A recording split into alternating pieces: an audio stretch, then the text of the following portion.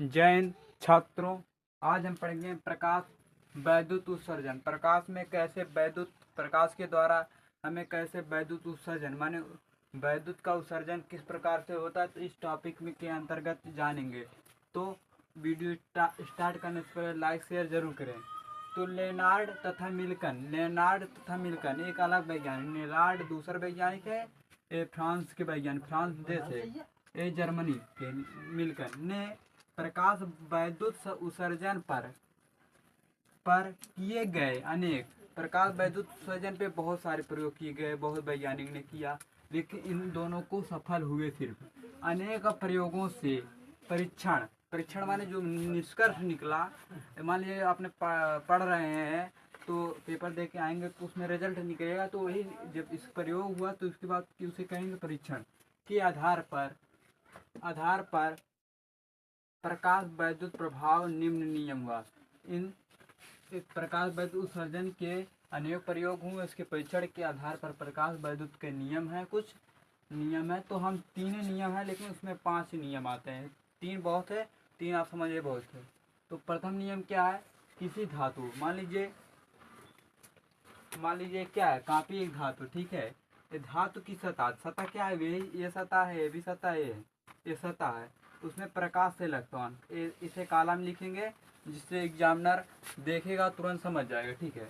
प्रकाश electron की उत्सर्जन की दर यहाँ लगाएंगे, किसी सतह से प्रकाश इलेक्ट्रॉन उत्सर्जन दर उस पर आपतित माने मान लीजिए सतह हुआ, इस पर प्रकाश डालिए, आपतित कर रही है, आपतित माने आपतित किरण होता है, आप सब जानते होंगे।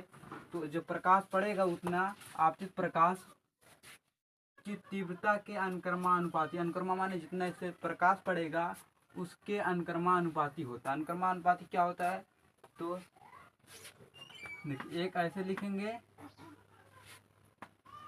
इस अनुक्रमानुपाती को इस तरह प्रदर्शित किया जाता है, किस तरह, इस तरह अनुपात किया जाता है, ठीक है। अनुक्रमानुपाती होता है, क्या होता है, फर्स्ट हो गया। अब सेकंड, दूसरा क्या है, दूसरा पढ़ते हैं, धातु से उत्सर्जित, धातु माने हुआ मान लीजिए ये धातु है, धातु से उत्सर्जित प्रकाश इलेक्ट्रॉन उत्सर्जन, कोई धातु से उत्सर्जित प्रकाश इलेक्ट्रॉन अधिकतर किस में होता है, अधिकतम गति ऊर्जा में। ये मान लीजिए कोई सी धातु से अगर प्रकाश इलेक्ट्रॉन उत्सर्जित हो रहा होगा तो उसकी इसमें में होगा अधिकतम गतिज ऊर्जा, इससे माने निकलता रहेगा, स्थिति ऊर्जा में नहीं, किस ऊर्जा में, अधिकतम गतिज ऊर्जा में। अभी काले से लिखेंगे जिससे एग्जामिनर समझ में आ जाए, ठीक है।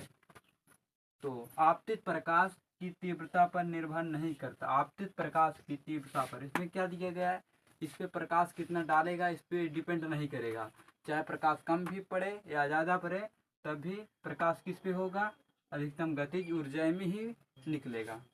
तीसरा पॉइंट क्या है, उत्सर्जित प्रकाश, क्या है, उत्सर्जित माने निकलने, जो माने जैसे मानव शरीर के उत्सर्जित कौन पदार्थ होते हैं, जैसे पसीना हुआ, मल हुआ, मूत्र हुआ, तो पे उससे जो धातु से निकलते हैं उसे उत्सर्जित कहते हैं। उत्सर्जित प्रकाश इलेक्ट्रॉनों अधिकतम गतिज ऊर्जा, किसमें, ये भी काले से लिखेंगे जिससे एग्जामिनर जान जाए हाँ लड़का को कुछ आता है, ठीक है। आपतित प्रकाश किस पे, आपतित प्रकाश की